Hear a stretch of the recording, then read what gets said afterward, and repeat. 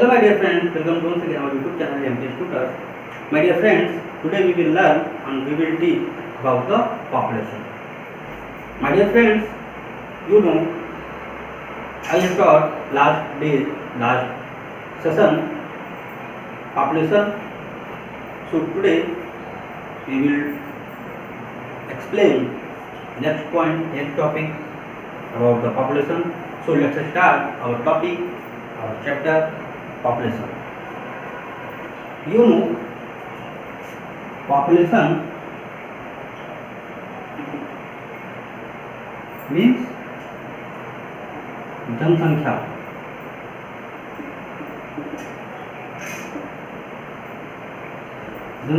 जनसंख्या जैसे आपको पता है कि किसी भी देश में रहने वाली जो लोगों की संख्या होती है उसको जनसंख्या कहा जाता है. जन प्लस संख्या अगर देखा जाए तो पीपल्स नंबर है ना, पीपल्स प्लस नंबर इसको कहते हैं जनसंख्या. इसको कहते हैं जन, नंबर मतलब संख्या है ना, जनसंख्या बनती है. अब जो जनसंख्या है ये किस पे डिपेंड करती है, मतलब इसको काउंट कैसे किया जाता है.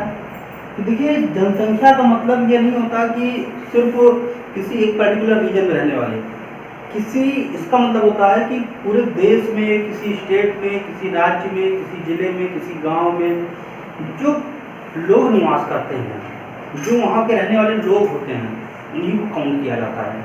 अब वो हो सकता है बच्चे भी हों, हो सकता है ओल्ड एज के लोग हों, बूढ़े भी हो सकते हैं, नवयुवक भी हो सकते हैं, है ना, प्रौढ़ावस्था में रहने वाले व्यक्ति हो सकते हैं. यानी जो जीवित व्यक्ति होते हैं, जो जीवित व्यक्ति होते हैं इनकी संख्या को काउंट किया जाता है और इनको जोड़ा जाता है पॉपुलेशन के आधार पर. अब आपको पता होना चाहिए कि जो पॉपुलेशन होती है ये कभी बढ़ती है तो कभी घटती है. अब ये घटना बढ़ना किस पे डिपेंड करता है, ये डिपेंड करता है birth rate and death rate. इस पर डिपेंड करता है डेथ रेट, यानी पहला होता है बर्थ रेट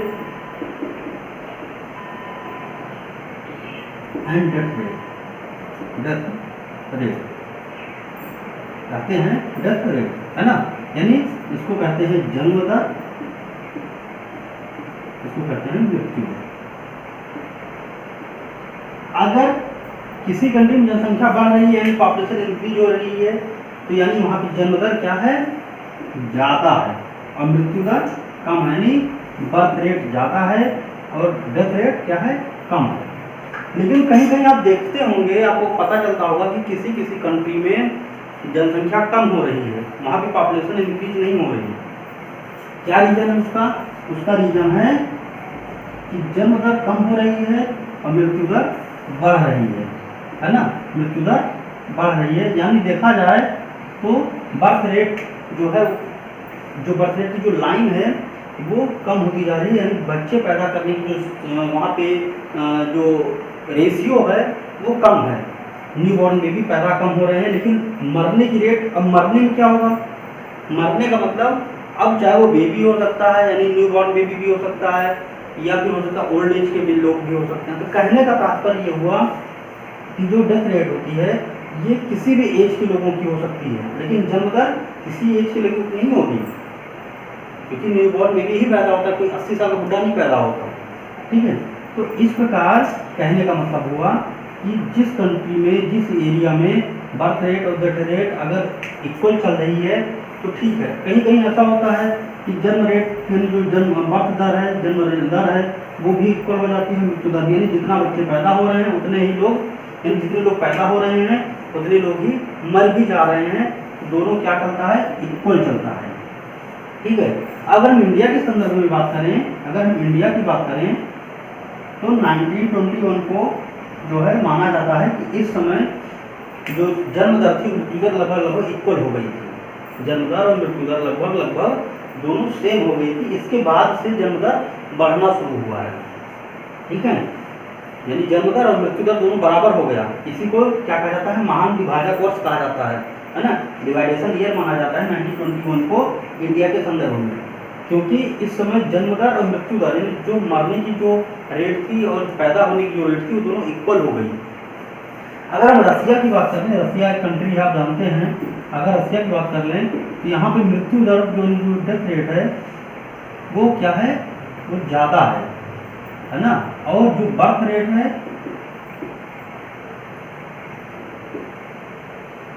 वो ज़्यादा है, बर्थ रेट क्या है, वो कम है। बात समझ आ रही है? तो कुछ चीज़ें हो गई।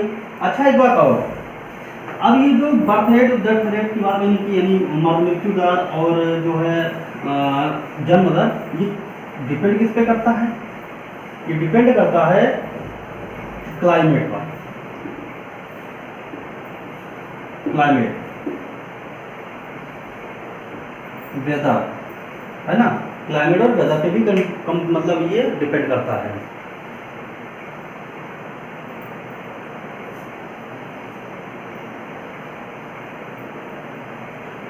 अब आपको पता होना चाहिए कि जिस इलाके में, यानी जो यहाँ का क्लाइमेट क्या होगा, कोल्ड होगा, वहाँ पर बर्थ रेट क्या होगी, कम होगी। ठीक है, सेम वेदर में भी यही चलेगा, वहाँ भी जो है जो बर्थ रेट होगी वो क्या होगी, कम होती है। बात समझ आ रही है? यही सब रीजन है कि जो पोल्स के रहने वाले जो कंट्री है, जैसे रसिया की बात कर लिया जाए, यानी जो नॉर्थ पोल के पास जो भी स्टेट हैं, जो भी कंट्री हैं, वहाँ के जो लोग रहने वाले हैं, या साउथ पोल के आसपास रहने वाले लोगों में जो भी लोग रहते हैं, वहाँ पे हमेशा टेम्परेचर माइनस में रहता है, इसलिए वहाँ पर बर्थ रेट काफ़ी कम पाया जाता है। लेकिन जो पार्ट इक्वेटर के आसपास हैं, क्योंकि यहाँ पे गर्मी ज़्यादा होती है, तो इसलिए यहाँ पर जन्म दर यानी बर्थ रेट ज़्यादा होती है। बर्थ रेट ज़्यादा होगी तो डेथ रेट भी कम ज़्यादा होगी, है ना, मरेंगे भी जल्दी से लोग, क्योंकि जल्दी जल्दी वो क्या होते हैं, उनके जो बॉडी जो ग्रोथ होती है वो बहुत तेज़ी से डेवलप होती है। और जहाँ पर जो ठंडे वाले इलाके हैं, जो कोल्ड वाले इलाके हैं, वहाँ पे बॉडी का जो फॉर्मेशन है, जो सेल्स का फॉर्मेशन है, वो जल्दी से डेवलप नहीं हो पाता। जब डेवलप नहीं हो पाता है तो ग्रोथ देर से आती है। जब देर से ग्रोथ आएगी तो व्यक्ति बूढ़ा भी जल्दी नहीं होगा, देर से होगा, ये लेट बूढ़ा होगा। यानी उसकी जो सेल्स होती हैं धीरे धीरे वर्क करती हैं। लेकिन जहाँ पर गर्मी ज़्यादा होती है, हीट का मौसम ज़्यादा होता है, वहाँ पे लोग जल्दी डेवलप कर जाते हैं और बर्थ रेट में या डेथ रेट में जल्दी इंक्रीजमेंट होता है, बहुत ही तेज़ी से इंक्रीजमेंट होता है। यही सब रीज़न है कि इक्वेटर के आसपास रहने वाले जो भी कंट्री हैं, जो भी स्टेट हैं, या जो भी पीपल रहते हैं, वहाँ पर बर्थ रेट और डेथ रेट ठंडे क्षेत्रों में रहने वाले लोगों की तुलना में ज़्यादा होती है। दूसरा हम बात कर लेते हैं, थोड़ा सा डिस्ट्रीब्यूशन के बारे में भी देख लेते हैं सब, है ना।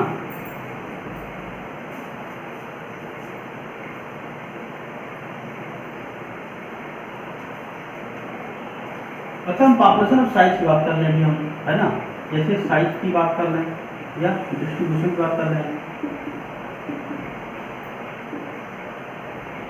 साइज एंड डिस्ट्रीब्यूशन की बात कर लें। जैसे इंडिया में आपको पता है कि इस समय कम से कम कुछ नहीं तो 21 मिलियन, है ना, पॉपुलेशन है ना, 21 पॉपुलेशन। ये 2011 का है बेटा, आपकी बुक में 2001 का दिया गया है, डेटा चेंज कर लीजिए, क्योंकि 2021 में बेटा नया सेंसस आने वाला है, समझ में आई। 2021 की जनगणना होने वाली, इवन शायद 2020 में चल भी रही है, 2021 आते आते आपके पास आंकड़े आ जाएंगे, जो भी डेटा होंगे वो आपके सामने आ जाएंगे। ठीक है, तो हम लोग अभी भी देखा जाए तो हम बहुत पुरानी एडिशन की बुक को पढ़ रहे हैं। तो 200 जो मैंने जो बताया 121 मिलियन भी नहीं होगा, इससे ज़्यादा ही है, लेकिन मैं ऑथेंटिक डेटा तो मेरे पास नहीं प्रोवाइड करा पा रहा हूँ। जो अभी 121 मिलियन मैं आपको बता रहा हूँ, ये 2011 का जो है डेटा है। ठीक है, 2021 की अगर हम डेटा की बात करें तब ये आपका लगभग इस समय 121 से ज़्यादा ही होगा, लगभग 140 के आसपास करीब करीब मैं मान सकता हूँ, 140 मिलियन के आसपास हो सकता है, 140 मिलियन। ठीक है, इतना हो सकता है। लेकिन आपकी बुक में अभी 2001 का ही डेटा दिया गया है, जिसमें वो 101 के करीब दिखा रहे हैं। ठीक है, तो ये पॉसिबल नहीं है इस समय। और इतना, लेकिन ये डेटा एकदम सही है कि पूरे भारत की जो जनसंख्या है वो पूरे विश्व में अगर देखा जाए तो 16% लोग यहाँ पर निवास करते हैं। और अगर ये तो मानिए पॉपुलेशन है, विश्व की तुलना में पॉपुलेशन जो है 16% पॉपुलेशन है। लेकिन अगर हम एरिया की बात कर लें तो एरिया में 2.4% ढूंढते हैं। अगर हम पूरे विश्व की ये बात कर लें कि 100%, तो 100% में से भारत में सिर्फ 2.4% हमारे पास लैंड वाला ही आता है, लैंड एरिया। लेकिन अगर हम 100% में पॉपुलेशन की बात कर लें तो 100% में 16% के करीब हमारे पास पॉपुलेशन है। यानी देखा जाए अगर हम 2.4 को मल्टीप्लाई करें 16 तक लगभग 8 गुना करीब मान चलिए, 6 गुना करीब हो जाएगा। ठीक है, तो इतना ज़्यादा हमारे पास पॉपुलेशन ग्रोथ है। यानी लैंड का इलाका कम है लेकिन लोग हमारे यहाँ ज़्यादा हैं। मैंने भी प्रीवियस चैप्टर में आपको ये भी बताया था कि हमारे यहाँ संसाधन इसीलिए ऊँट के मुँह में जीरा है। लोग कहते हैं कि गवर्नमेंट पॉलिसी सही नहीं है, गवर्नमेंट पॉलिसी सही है क्योंकि गवर्नमेंट कोई भी नीति बेकार नहीं बना।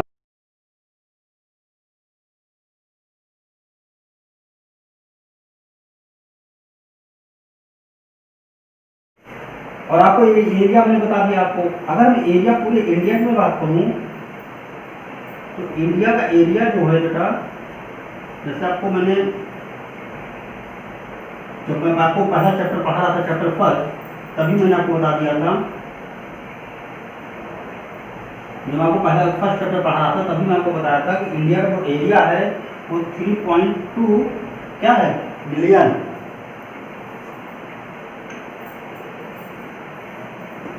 जो इंडिया का जो स्क्वायर किलोमीटर है वो कितना है 3.28 मिलियन स्क्वायर किलोमीटर। बात समझ में आ रही है? 3.28 मिलियन। अब इसका मतलब क्या हुआ कि तो मैंने थोड़ा सा डेटा बताया, लेकिन अगर हम इसका रियल डेटा में बात करूं तो रियल डेटा देखिए होता है 32,87,263 स्क्वायर किलोमीटर, यानी 32,87,263 वर्ग किलोमीटर है। और अगर हम नॉर्थ टू साउथ की अगर मैं बात करूं तो ये मान लीजिए ये हो गया ईस्ट, ये हो गया वेस्ट, नॉर्थ एंड साउथ। अगर हम ऐसे में बात करूं तो इधर हो गया यानी नॉर्थ से लेकर और ईस्ट से लेकर वेस्ट तक का जो इलाका है ना, उसको क्या कहते हैं वेस्ट टू ईस्ट या ईस्ट टू वेस्ट। अगर मैं बात करूं ईस्ट टू वेस्ट, इसका जो है 2,933 किलोमीटर। और आपको राउंड फिगर में क्या मिलेगा बेटा 2,900 किलोमीटर मिलता है आपको राउंड फिगर में। ठीक है, और अगर मैं नॉर्थ टू साउथ की बात करूं तो नॉर्थ टू साउथ जो एरिया है वो 3,214 किलोमीटर है, जो आपको राउंड फिगर में 3200 किलोमीटर 3,200 किलोमीटर आपको मिलेगा। ये हो गया आपका थोड़ा सा ईस्ट टू वेस्ट है, नॉर्थ टू साउथ की बात करनी मैंने। ठीक है, थोड़ा सा मैं और आगे आपको डीप में ले चलता हूँ इंडिया के बारे में, थोड़ा सा फिर से रिविजन कर भी लेते हैं। अगर हम जो है कोस्टल एरियाज की बात करूँ, अगर मैं कोस्टल एरियाज कैसे में बात करूँ तो कोस्टल एरियाज में अगर ऐसे में चलता हूँ तो लगभग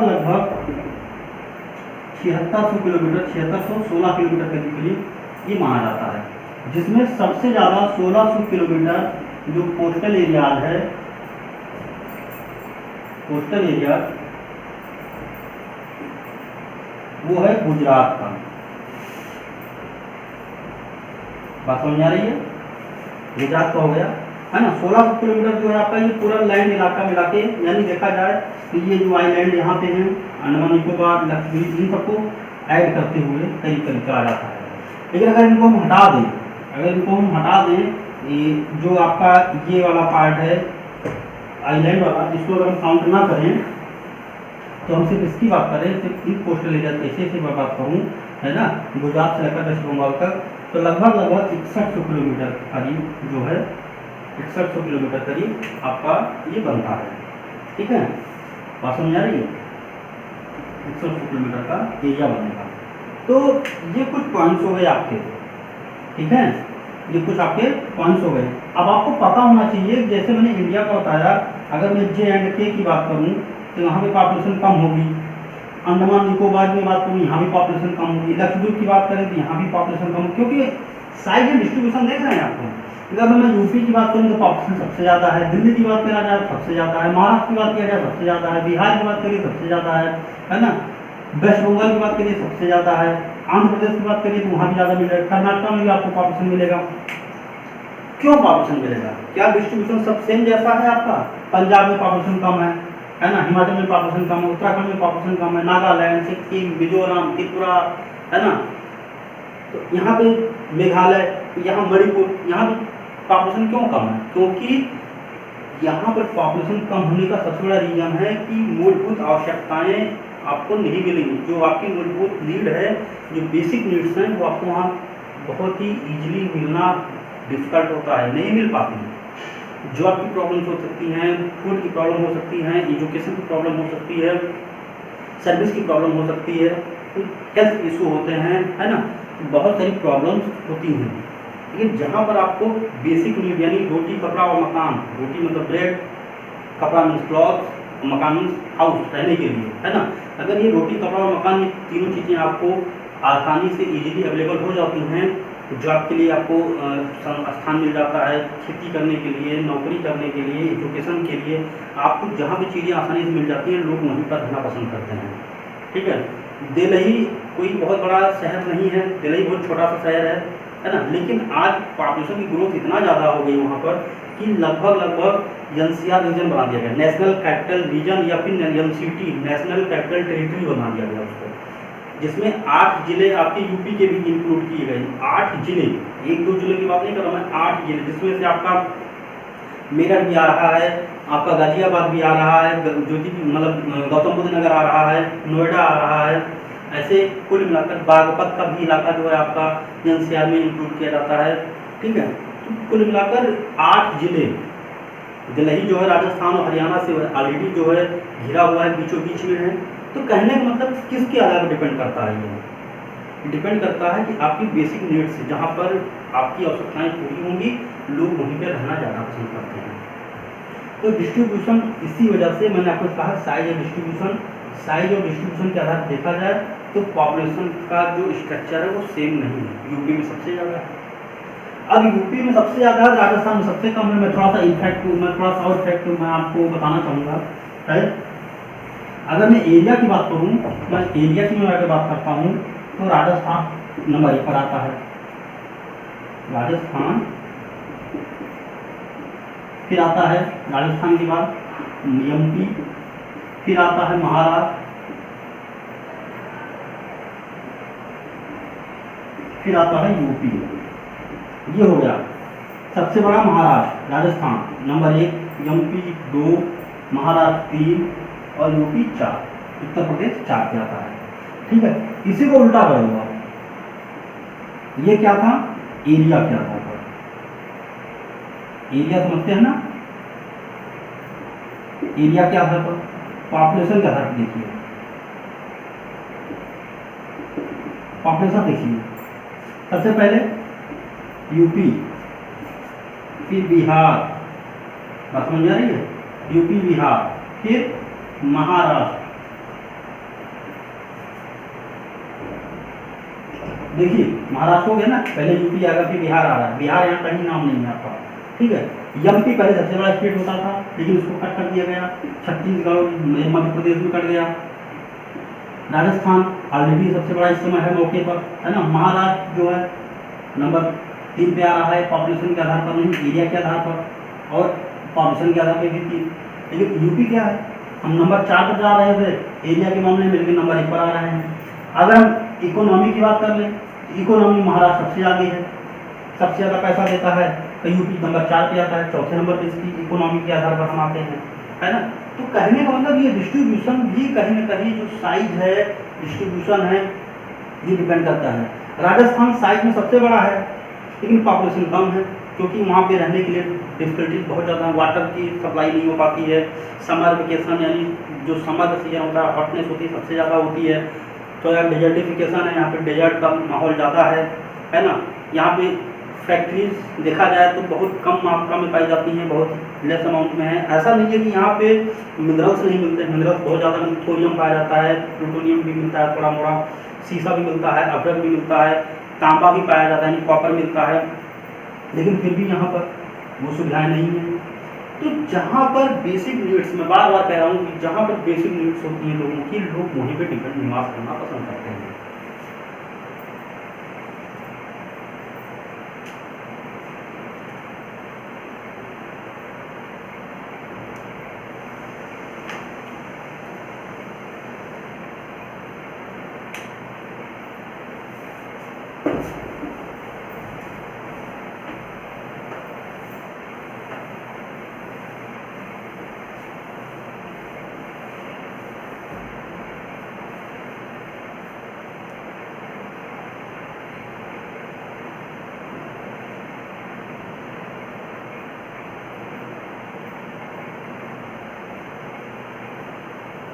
अब इस प्रकार अगर मैं कह सकता हूँ, मैंने आपसे कहा कि आपकी बुक में भी दिया गया है, on the other hand the Himalayan state Sikkim has a population of just about 0.5 million and Lakshadweep has only 60,000 people. मैंने आपसे यही कहा, पॉपुलेशन के आधार पर देखिए कि लक्षद्वीप में कुल टोटल 60,000 लोग रह रहे हैं और सिक्किम में 5 मिलियन, 0.5 मिलियन है ना, ये लोग रह रहे हैं। उसके बाद almost half India population lives in just 5 state. अगर देखा जाए तो मैंने अभी आपको बताया 3 स्टेट में नाम बताया, तो इंडिया की लगभग 50% पॉपुलेशन 5 राज्यों में, इंडिया में लगभग 50% पॉपुलेशन 5 राज्यों में निवास करती है। नंबर 1 पे यूपी, बिहार, वेस्ट बंगाल, महाराष्ट्र, है ना। देख लेते हैं कौन कौन से राज्य हैं, जैसे उत्तर प्रदेश, महाराष्ट्र, बिहार, वेस्ट बंगाल और आंध्र प्रदेश। बात समझ आ रही है। यूपी में पॉपुलेशन सबसे ज़्यादा, फिर बिहार, फिर महाराष्ट्र, यूपी, बिहार, महाराष्ट्र और आंध्र प्रदेश। बात समझ आ रही है। तो ये कुछ राज्य हैं। अच्छा, एक बात मैं आपको बताना चाहूँगा आपको, जिनको बीमारू राज्य भी कहा जाता है, बीमारू राज्य, समझते हैं ना, बीमारू यानी पॉपुलेशन ज़्यादा होने की वजह से यहाँ पर ग्रोथ कम हो पाती है, पॉपुलेशन ज़्यादा होने की वजह से ग्रोथ कम है, डेवलपमेंट कम है, इसलिए इनको बीमारू कहा जाता है। बात समझे। 5 राज्य हैं, मैं बीमारू मैंने अभी बता दिया हूँ, मैं बीमारू के बारे में फिर कभी डिस्कस करूँगा। ये मैंने आपको बताया कि 5 राज्य ऐसे हैं जहाँ पर भारत की लगभग 50% जनसंख्या पॉपुलेशन निवास करती है, उत्तर प्रदेश, बिहार, महाराष्ट्र, वेस्ट बंगाल और आंध्र प्रदेश। और आपको अभी मैंने बताया कि Rajasthan is the biggest state in term of area, has only 5.5% of the total population. Rajasthan के बारे में मैंने अभी आपको व्हाइट बोर्ड में बताया कि जनसंख्या के मामले में तो बहुत छोटा है, लेकिन एरिया के मामले में सबसे बड़ा है, एरिया के मामले में सबसे बड़ा, लेकिन जनसंख्या 5.5% ही पॉपुलेशन वहाँ पर निवास कर रही है, क्योंकि वहाँ पे लोग रहना नहीं पसंद करते, वहाँ से लोग बाहर जा रहे हैं। वहाँ कहाँ रहेंगे, रेगिस्तान है, मकान कहाँ बनाएंगे, आधा ज़्यादा पार्ट उसका तो रेगिस्तान में है, राजस्थान का जो धर्मस्थल है वहाँ पर है, पॉपुलेशन नहीं है, पेड़ नहीं है, कोई फैक्ट्री नहीं है, कोई मतलब क्या नाम है, इंडस्ट्रियल एरिया ज़्यादा नहीं है। तो सबसे बड़ी दिक्कत मैंने आपको बताया कि जब तक बेसिक नीड्स नहीं पूरी होंगी तब तक आपका पॉपुलेशन का ग्रोथ इक्वल नहीं हो सकता, अनइवनली रहेगा, इक्वल नहीं होगा, बराबर नहीं होगा, कहीं ज़्यादा तो कहीं कम। ठीक है। अब अगर देखा जाए तो उत्तर प्रदेश में लगभग 16.16% पॉपुलेशन निवास करती है, महाराष्ट्र में 9.42 9.42, बिहार में 8.02, वेस्ट बंगाल में 7.79, आंध्र प्रदेश में 7.41। मैं आपको फिर से रिपीट करना चाहता हूँ, 100% में से 50% यानी 51.2% पॉपुलेशन ग्रोथ निवास करती है 5 राज्यों में। कौन कौन से? उत्तर प्रदेश में 16.16%, महाराष्ट्र में 9.42%, बिहार में 8.02%, वेस्ट बंगाल में 7.79% एंड आंध्र प्रदेश में 7.41% पॉपुलेशन निवास करती है। ये भारत की पॉपुलेशन है। ठीक है। और आपको ये भी पता होना चाहिए कि जो इंडिया का पॉपुलेशन डिस्ट्रीब्यूशन है वो डेंसिटी होती है, वो कैसे कैलकुलेट किया जाता है, वो एक एरिया मान लिया जाता है कि 1 स्क्वायर किलोमीटर में कितने लोग रह रहे हैं, 1 स्क्वायर किलोमीटर में कितने लोग रह रहे हैं ये माना जाता है। अच्छा, ये एवरेज माना जाता है। अगर आप अभी दिल्ली की बात करेंगे, अगर आप जो है वेस्ट बंगाल की बात करेंगे तो वहाँ पे 100-200 लोग नहीं मिलेंगे, हज़ारों में मिलेंगे, 11,000 समथिंग लोग रहते हैं वहाँ पर। 1 स्क्वायर किलोमीटर में, यानी 1 स्क्वायर किलोमीटर आप जितना वर्ग बनाते हो कि स्ट्रेट जाइए फिर लेफ्ट राइट कैसे करते हुए आप 1 स्क्वायर किलोमीटर यानी 1 किलोमीटर स्क्वायर किलोमीटर में जो है लोग जितने लोग निवास करते हैं उनको काउंट किया जाता है। तो ये डिपेंड करता है कि एरिया कैसा है। अगर आप दिल्ली की बात करेंगे, महाराष्ट्र की बात यानी मुंबई की बात करेंगे, चेन्नई की बात करेंगे, कोलकाता की बात करेंगे तो यहाँ पे पॉपुलेशन ज़्यादा मिलेगी। लेकिन अगर हम ओवरऑल पूरी इंडिया की बात करेंगे तो पॉपुलेशन क्या होती है 3.89। आपकी बुक में 324 दिया गया है, जबकि वाकई में इस समय क्या है 389 करीब है, 389% यानी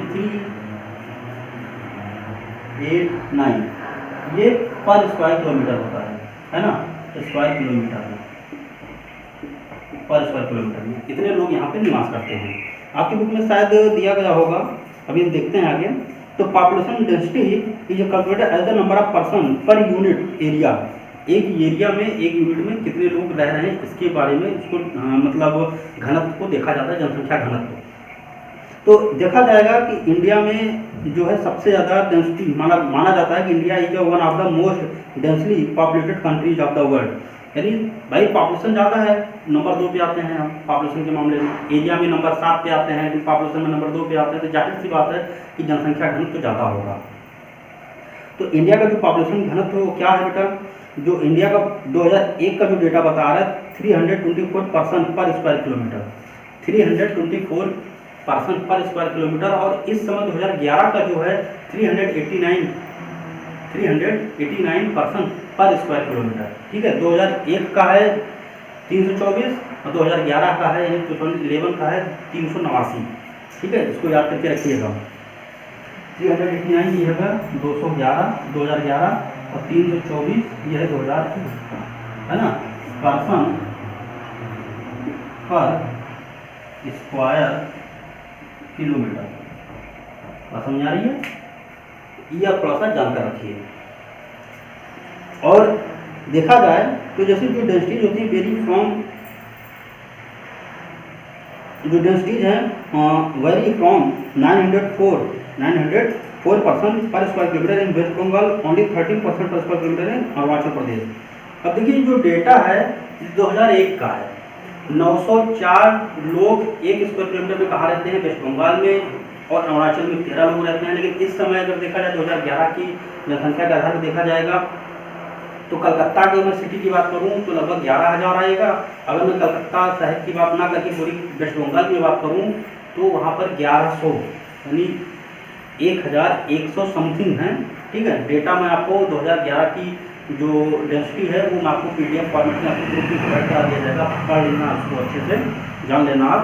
ठीक है, लेकिन ये जो डेटा है आपका पुराना डेटा है, ये एडिशन पुरानी बुक का है, इसलिए काफ़ी पुरानी इसमें डेटा दिए गए हैं, इसको अपडेट नहीं किया गया है। तो आप इसको मैं आपको प्रोवाइड करा दूंगा, आप अपने डेटा को अपडेट कर लेना अच्छे से। और देखा जाए तो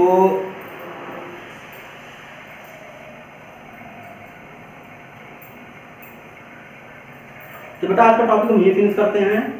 नेक्स्ट टॉपिक में हम थोड़ा सा अदर स्टेट के बारे में, यूपी के स्टेट के बारे में, और जो वेरी डेंसिटी जो वेरी डेंसली पॉपुलेटेड स्टेट्स हैं, है ना, जहाँ पर डेंसिटी सबसे ज़्यादा है, हम उनके बारे में बात करेंगे।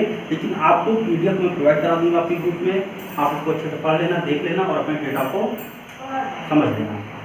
Thank you so much.